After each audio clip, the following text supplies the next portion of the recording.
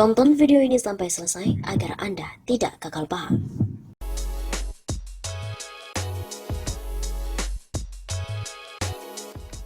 Pohon langka yang ditanam Jokowi mati disambar petir. Pohon langka jenis Mersawa yang ditanam oleh Presiden Jokowi di hutan pers Taman Spesies Endemik Indonesia, Kalimantan Selatan pada Februari lalu, kondisinya kini sangat memprihatinkan. Dari pantauan Redaksi Radar Banjarmasin 14 Oktober, pohon yang berusia sekitar 20 tahun tersebut terlihat mengering. Saat dikonfirmasi, Kepala Subbagian Tata Usaha UPTD BPTH pada Dinas Kehutanan Kalsel, Agung Hananto mengatakan pohon Jokowi mengering atau meranggas dikarenakan sudah mati setelah tersambar petir pada awal Agustus lalu. Akibat kena petir ya mati. Begitu katanya kepada redaksi Radar Banjarmasin. Agung juga mengungkapkan pohon yang ditanam Pak Jokowi nantinya akan dilakukan pergantian dengan jenis yang sama. Pergantian pohon menunggu curah hujan sudah tinggi agar tanaman bisa tetap tumbuh. Sementara itu, peneliti Litbang Kementerian LHK Banjarbaru Rosmana mengatakan mengeringnya pohon hal yang biasa terjadi ketika baru dipindahkan. Apalagi pohon yang dipindahkan relatif besar, jadi perlu waktu untuk beradaptasi. Menurutnya, tindakan pemeliharaan harus tetap dilakukan untuk kelangsungan hidup pohon. Pohon Jokowi adalah jenis Mersawa yang ditanam di kawasan perkantoran Pemprov Kalsel pada peringatan Hari Pers Nasional 2020 di Kalimantan Selatan. Pohon khas Kalsel tersebut dicanangkan menjadi simbol hutan pers Taman Spesies Endemik Indonesia. Pohon langka Mersawa setinggi 12 meter di Taman Hutan Pers di kawasan perkantoran Pemprov Kalimantan Selatan mati. Padahal pohon tersebut ditanam langsung oleh Presiden Joko Widodo dalam rangkaian Hari Peringatan Pers Nasional atau HPN 2020 di Kalimantan Selatan pada hari Sabtu 8 Februari yang lalu. Dilansir dari berbagai sumber, Kepala Subbagian Tata Usaha UPTD BPTH pada Dinas Kehutanan Kalsel, Agung Hananto, membenarkan bahwa pohon langka itu telah mati. Agung menyebut bahwa pohon Jokowi mengering sebab mati kena sambar petir pada Agustus yang lalu. Kabar itu pun langsung saja netizen dan warganet berikan komentar. Misalnya dari akun @hasib_hasibuan, "Sumpah saya hampir salah baca berita ini. Kirain Pak Jokowi yang tersambar petir. Bangke lah." Ada pula komentar dari @janji Prastio, "Penting sekali ya untuk kita tahu pohonnya Pak Jokowi itu disambar petir." Ada pula dari akun @yudiapi, "Kalau disambar petir kemungkinan tidak akan ada sisa daun di atas. Kemungkinan besar cara treatment pemindahan tanamannya yang kurang baik. Untuk tanaman sebesar itu perlu perlakuan khusus ketika penggalian dan pemindahan tanaman." Ada pula komentar dari akun @bagusdg97. "Jelaslah disambar petir, secara pohonnya ditaruh di tengah tanah lapangan. Jadi dia satu-satunya puncak tertinggi di area itu, makanya kena sambar petir sawah." Ada pula dari akun @maimarmas. "Kasian pohonnya menderita, kenapa harus pohonnya sih yang disambar petir?"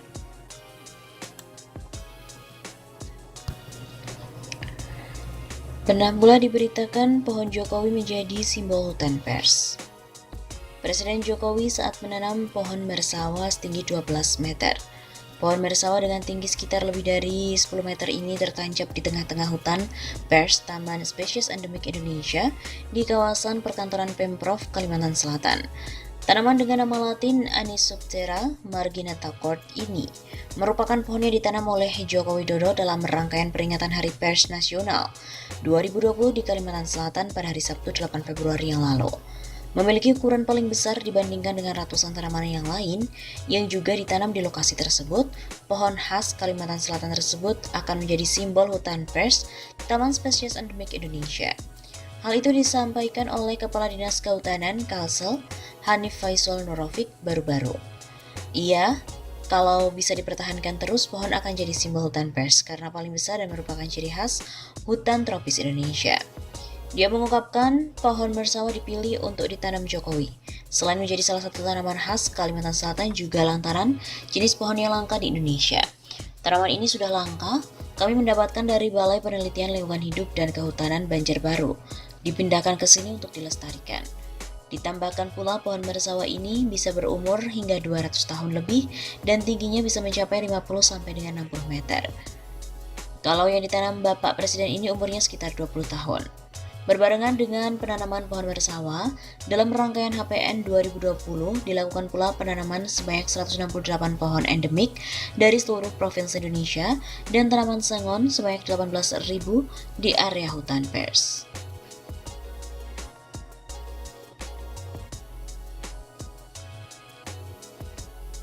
Hanif juga menyampaikan luas area hutan pers mencapai 6,3 hektar dan akan menjadi ikon Kalimantan Selatan. Peresmian hutan pers sebagai permulaan dari kegiatan pembangunan kebun bibit desa di Kalimantan Selatan. Seperti diketahui, pemulihan kondisi daerah aliran sungai yang kritis perlu dilakukan rehabilitasi hutan dan lahan. Selain hutan pers, dalam puncak HPN, Jokowi juga meresmikan Taman Hutan Hujan Tropis Indonesia yang sebelumnya diberi nama Miniatur Hutan Hujan Tropis. Hanif mengklaim hutan pers dan Taman Hutan Hujan Tropis Indonesia hanya ada di Kalimantan Selatan, karena menurutnya sebelumnya belum pernah ada peresmian dua jenis hutan tersebut di provinsi lain. Dalam peresmian tersebut, Jokowi didampingi sejumlah kabinet, seperti Menteri PUPR Muhammad Basuki Hadimulyono, Menteri Polhukam Mahfud MD, Menteri Lingkungan Hidup Siti Nurbaya Bakar, Kepala Staf Presiden Muldoko, Kepala Sekretariat Presiden Heru Budi Hartono, dan Sekretaris Militer Presiden Maijen TNI Suharyanto.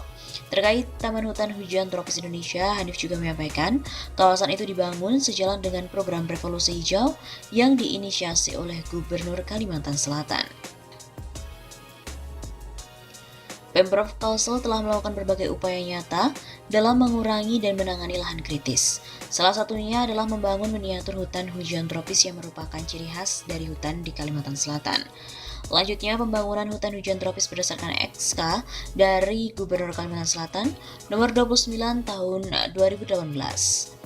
Dia juga menjelaskan selain untuk mengurangi lahan kritis, pembangunan hutan hujan tropis merupakan salah satu upaya Pemprov untuk mempertahankan keberadaan hutan tropis, serta menjaga kelestarian pohon endemik yang ada di dalamnya, seperti ulin dan beberapa jenis meranti.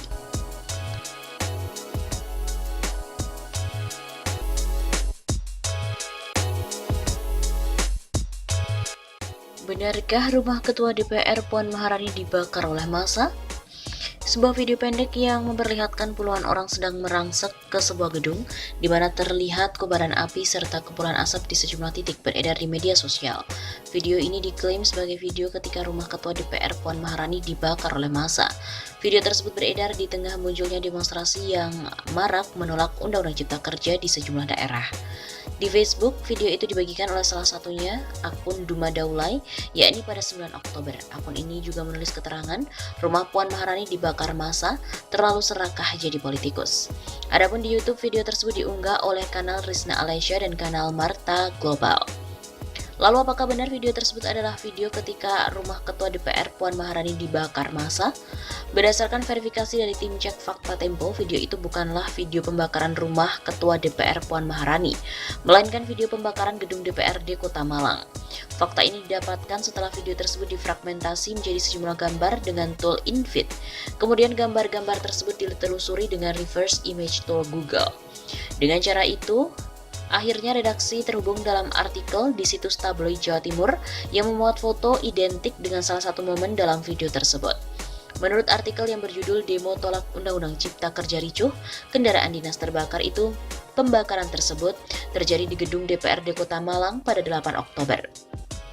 Berbekal petunjuk tersebut, akhirnya redaksi kemudian melakukan pencarian video di YouTube dengan kata kunci gedung DPRD Kota Malang dibakar. Hasilnya ditemukan sejumlah kanal milik media-media arus utama yang telah mempublikasikan video identik di mana terlihat kesamaan pada bentuk pagar dan ornamen gedung. Salah satu kanal yang pernah mengunggah video yang identik adalah kanal Tribun Wow Official, jaringan Tribun News. Dalam video berdurasi sekitar 3 menit yang diunggah, terlihat gambaran aksi yang lebih utuh, seperti saat sejumlah peserta aksi melompati pagar yang berwarna hitam, coretan di pos satpam yang bertuliskan DPR Jan, serta kobaran api di dalam gedung. Video yang berjudul Video Masa Aksi Demo Tolak Undang-Undang Cipta Kerja Ricuh, gedung DPRD Malang dibakar demonstran tersebut diunggah pada 8 Oktober 2020. Ini adalah potongan gambar dari video di kanal Tribun Wow yang sama dengan terlihat dalam video yang beredar di media sosial. Kemudian, Akhirnya dicocokkan pula arsitektur gedung dalam video tersebut dengan gedung DPRD Kota Malang. Lewat Google Street View, terlihat bahwa arsitektur bagian depan gedung dan pagar DPRD Kota Malang sama dengan tampak yang ada dalam video beredar. Terdapat pula pohon, tiang bendera, dan pos satpam di depan gedung tersebut, sama seperti yang terlihat dalam video yang beredar. Dengan demikian, video yang beredar tersebut dapat dipastikan diambil dari Jalan Tugu. Berdasarkan pemeriksaan fakta tadi, klaim bahwa video merupakan video saat rumah Ketua DPR, Puan Maharani dibakar massa adalah keliru. Pembakaran itu terjadi di gedung DPRD Kota Malang pada 8 Oktober 2020 sebagai bagian dari unjuk rasa yang menolak Undang-Undang Cipta Kerja atau Omnibus Law.